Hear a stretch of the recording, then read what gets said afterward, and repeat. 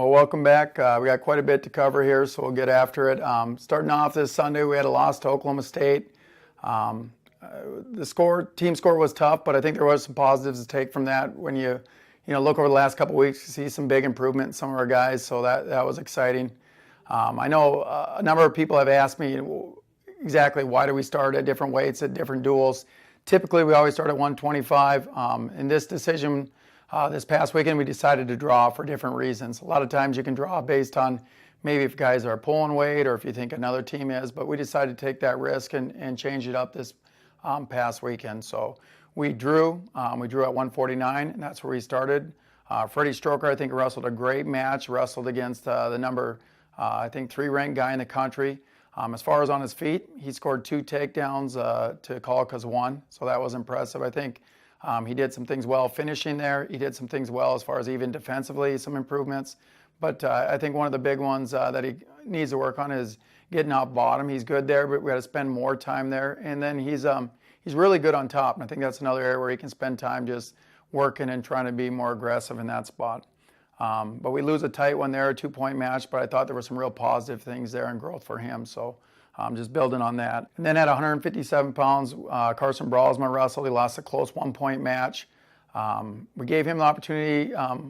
Jake Short wasn't injured, but we just didn't feel like Jake was wrestling like himself or up to his fullest ability. And we wanted to send that message to guys in the team that when you go out there and compete, you got to wrestle to your utmost ability. And Jake's a guy that works very hard, great skills. He's beat some of the best guys in the country. We know what he's capable of, and you'll have this weekend here out in Las Vegas to show us that opportunity again here this next week. But we need a guy like him to be a leader on the mat. He's capable of doing that, and we know he's ready, and he expects that out of himself. So he gets another chance here this weekend to go out and compete and do some big things, hopefully, for us.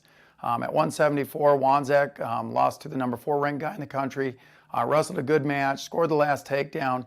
Got to create more flurries earlier in the match. I think he had conditioning on his side, but just didn't do enough to really make it affect. So a few more scrambles earlier could have changed the tide in that match. But I think Wanzek's been wrestling great. I know people at the duel have been really impressed with his effort and the way he's moving. So that was a positive, another positive thing from the duel. 184, Bobby Stevenson. Phenomenal match. I thought he did great against a very tough competitor, a guy that he'd been beaten by last year at the Southern Scuffle, so not that long ago, by a major decision. He comes back and loses a 1-point match. Battled very hard, had a couple opportunities to score, nice shot, a couple near go behind. So I was excited with his progress, and what a competitor. I thought he competed very, very well, and so that was exciting. And then Brett Farr, who's been wrestling phenomenal this whole year. I mean, he's part of the reason why the Minnesota wrestlers are great. It's that type of attitude, moving forward, being aggressive. I mean, the pursuit of points all the time. It's just what a tough guy to compete against. If you shoot on him, his scrambling ability is great. He's almost always putting points on guys, even if they get in deep on him. His shots and his finishing have been really, really sound.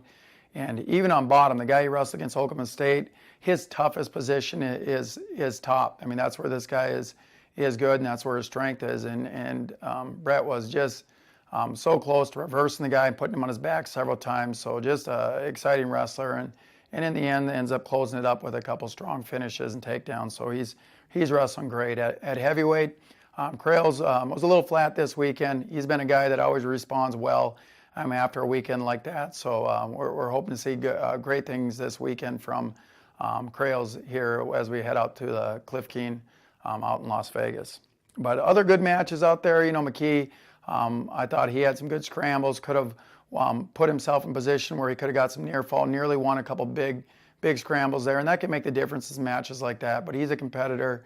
We just got to continue to work with him. He's young. He'll be getting better by the day. And Volk, I thought, did a great job. He wrestled the number 1 ranked guy in the country. Oklahoma State had a lot of top-ranked guys, but Volk went out there against their returning national champ and wrestled him really well. And so that's the thing that you can always stand behind and be proud of when guys give that type of effort. So there were some good things. We're just continuing to try to grow and get better week by week here. This weekend, if you're following the results, we got guys competing in a couple different areas. We'll have the Cliff Keen out in Las Vegas. That's where the staff and majority of the guys will go. And then we have 5 guys that'll be wrestling down at the UNI tournament. We'll have 5 of them there, plus unattached guys. So the 5 guys going attached for us will be Sam and Ben Brancale, Bralsma at 57. We'll have Chris Farr at 184, and we'll have Streifel at heavyweight going down there. So it'll be some guys in different areas. Follow along with these guys and keep your eyes on the Gophers, and we'll see you next week.